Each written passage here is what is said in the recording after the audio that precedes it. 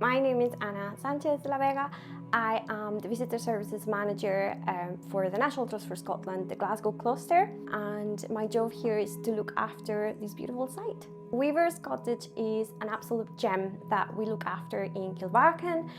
Just outside of Paisley. It's a 300-year-old property and it's filled with treasures and textiles and an amazing history of weaving, but as well of the community that used to live in Kilbarchan and that still lives in Kilbarchan. So it's a really good place to feel inspired about history. The thing that I love the most about Weaver's Cottage is the lovely team that is here. They will absolutely inspire you and they just make history so inspiring, and they're just one of the best teams. I guarantee you'll have an amazing time when you visit. My name's Ash and I work for the National Trust of Scotland at Weaver's Cottage. I love Weaver's Cottage because of the community that surrounds it. They're part of Scotland's heritage. They're part of a bit of lost heritage that we no longer think about when we think about Scotland, specifically in the 19th century. I love it because people come here all the time and they go, wow, this reminds me of my grandma's house, or my nanny had that, or my auntie had that.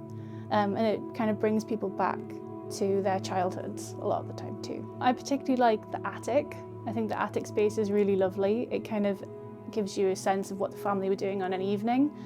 The cottage down here in this room, the kitchen, it's kind of more working and everyday life, but upstairs is your kind of private life that the family would have been enjoying together and sitting together and talking and writing poetry and singing songs.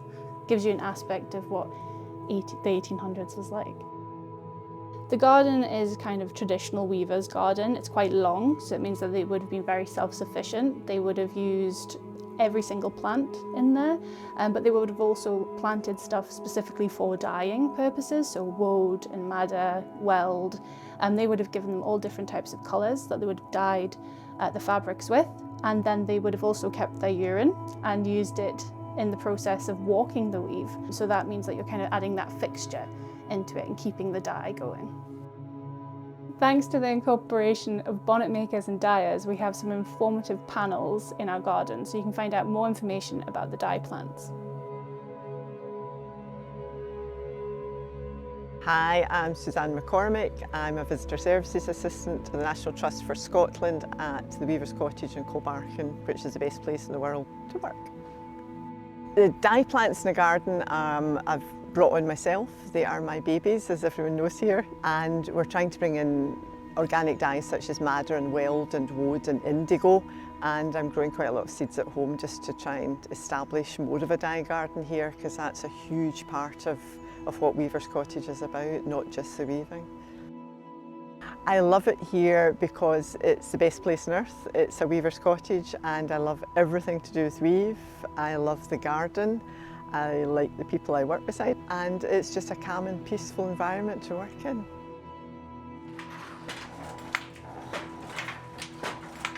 My name's Abigail. I'm one of the Visitor Services Assistants at the Weaver's Cottage for the National Trust for Scotland. I had been here once when I was a lot younger, and my only memory of it is they had wee tabletop looms set up and I refused to get off it. And my dad had said I could have a go, and I just remember him standing there going, hurry up and get off, you need to let someone else have a shot. I was like, no, I'm going to stay, I'm going to keep weaving. And then 10 years later, here I am back again and still can't get off the looms, so nothing's changed. It's quite relaxing. Once you get into the rhythm of it, it's quite good. It's nice when it all goes smoothly. It's until a thread breaks and then you have to think, oh, now I need to stop. But sit there with a nice podcast in the background and you're good to go. I love Weaver's Cottage because it's such a happy place to be. Being down in the loom here, I do feel a bit of a connection to weavers. I think you can really feel the atmosphere, and a lot of history of female weavers in this cottage as well. So the 4 Christie sisters all went on to become wool weavers, so it's nice to bring them back into the spotlight again.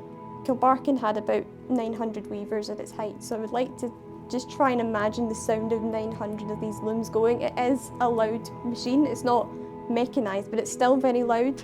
So to have about 890, 900 of these going in the village would be quite something to hear. I think it would be quite nice though as well.